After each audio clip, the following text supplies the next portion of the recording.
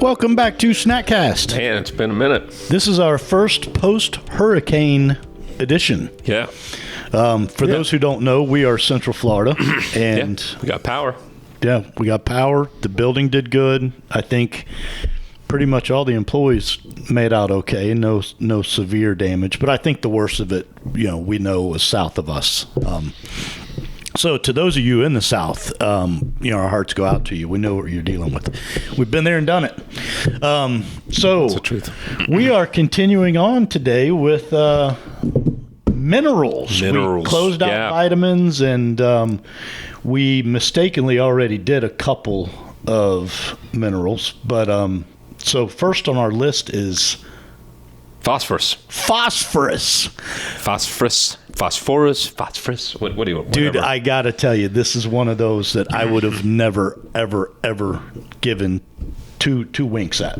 I would have never. So after your research, do you give 2 winks? Yeah. It's like, okay, there's something here, So should we start with, what is it? Where does it come from? Yeah, go ahead. Right. Shoot. So just like it sounds, it's basically phosphate, which is, it's over millions of years of erosion and sediment and going through this cycle of cow poop into the ground, into the oceans, into, pushed up into the mountains, whatever. But it's is this official? well, I did watch a video about the cycle, right? And it's very much, but I think for us here in Florida, I was going to say, we got a lot of phosphate here. A lot of phosphate, and it's mainly something to do with the limestone. I think it's because we used to be underwater. Okay. That's what I think. Because, gosh, you go out there in those mines and there's shells everywhere. And phosphate's used in everything. Everything, right? So why do we need it? So the research I've got is for bone formation. Mm-hmm. Teeth. Energy regulation. Got that one too. Yep. They actually called it ATP formation, and I had to look up what ATP formation was, but energy, basically. Okay. And then neuromuscular functioning, how the brain talks to the body and the body responds, right? Yep. You get anything else? No, I got pretty much the same. Strong bones and teeth, storage, energy. Yeah. So food, where do we get it from? How do we... God, it's like put in everything, right? It's in sodas, for heaven's sake. As preservative, right. Right. That's probably There's not really a danger of being deficient if you don't have some underlying issues. The underlying issues, you got kidney disease, hypothyroidism, malnutrition. If you don't get enough vitamin D, absorption, right? Eating disorders, alcohol abuse, and then diabetes. Those were the ones that I got. Yep. But so you can be deficient if you have one of those, and then the other one is you can get too much of it. That, in my mind, is the more dangerous. And actually, in my notes, I had the whole processed food comment kind of at the end, so maybe we can circle back. Okay. But it seems to be, so hypo is not enough, right? And the biggest issue I could find with hypo is that it's that muscular neuro, right? And mainly in the heart that you can develop, I don't know how you say it, arrhythmia? Irregular heartbeats. Right. One of them was cardiomyopathy, which I think is in that same, it just not beating right category. Not squishing. But in the hyper side, where you're getting too much, it's like calcification, like severe. Something happens, it combines with the calcium, and where in my research, at least, with too much calcium or what have you, you would get vascular calcification, etc. This thing talked about, like, you've seen people with disease where they're totally just lumps everywhere. Yeah. and it's like calcification on the actual bones. And yeah, it was so too much looks like it can be really dangerous. But there are a lot of the same overlying symptoms, right? If you too much, too little. Yeah, I got the same. I mean, bone pain, loss of appetite, irritability, weight gain, weight loss, anxiety, low energy, and then heartbeats is what I got regarding that. Yeah, well, it goes back to what do we need it for, right? Bones, energy, and neuromuscular. So it's interesting that you can get too much of it, though. That's just like, all right. Yeah, and I think the main reason is kidney disease of some sort. Well, let me say outside of consumption, overconsumption, but with healthy kidneys, they should regulate that overconsumption.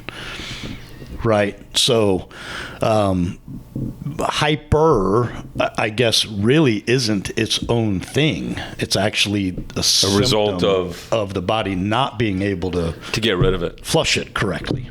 But is it not able to get rid of it because you've gotten too much stuff? Like arguably eating poorly for a long period of time definitely causes alcohol. kidney damage. Yep. Without alcohol. a doubt. Yeah. So the whole processed food thing, that's what really hit me was check any ingredient list. It's in there. Right. And it's found in Whole Foods too, but it's not added. It's found naturally because it was grown in soil and there's phosphate in the soil and blah, blah, blah. Makes sense. Right. But yeah, in our manufactured food supply, what's the word I'm looking for? Our not whole food supply, processed food supply. It's in everything, and it's predominantly used as a preservative. As far as I know, with modern science, they probably use it in flavorings. They probably use everything, right?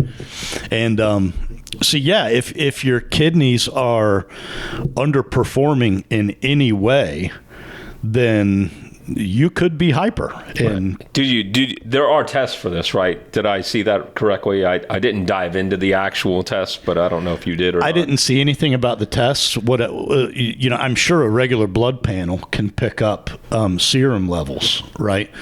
But I think it mostly goes undiagnosed. But it's interesting because we obviously know from our Facebook group, we know from our users and everything else that this thyroidism is a real thing, obviously, and we have countless users that I went to my doctor, I got a thyroid issue, I got this. If this is pointing to that, is it pointing to that hyperthyroidism, the overuse of the thyroid? Is it pointing back to that may be above my pay grade because when we talk about thyroid issues, what we're measuring is its output, which its output is really only there to drive other things to do their job. So if it's not putting out enough or it's putting out too much, we consider that a thyroid problem and often don't look at the underlying causes. That's where I was going with this. Yeah. Right. Is there this is really just a symptom, I guess, is my thought process. I think you're right. That if you're having, phosphorus issues, anything related to the hyper or hypo, that there is something deeper going on. Right. That you need to look at. And it's most likely in the kidneys or your nutrition and absorption, which what do we know? In the small and large intestine. Right. So that was one of the things, just as maybe a mental note, one of the things I did read that are really high in phosphates that people think are safe to consume, laxatives. Yeah. Yeah. That points to... Not sure why, but that could definitely lead to hyper as well. I would think, I've never looked at an ingredient list, but I would probably guess that antacids, your same thing. I mean, what are those? Those are... Right. Yeah, the laxatives make a ton of sense, right? Because a lot of those laxatives, what do we know about those? Is they literally draw the water Right. into the intestines, right? Most of them do. There's two different kinds. Well, it was like 4. We actually did a snack cast on this. I know we did, and I'm trying to recall it, but it pours it in. It's trying to get rid of it before it's time, and you're probably, when you take laxatives, it's like, all right, just expel what's in there. Can we have sound effects for that? Right.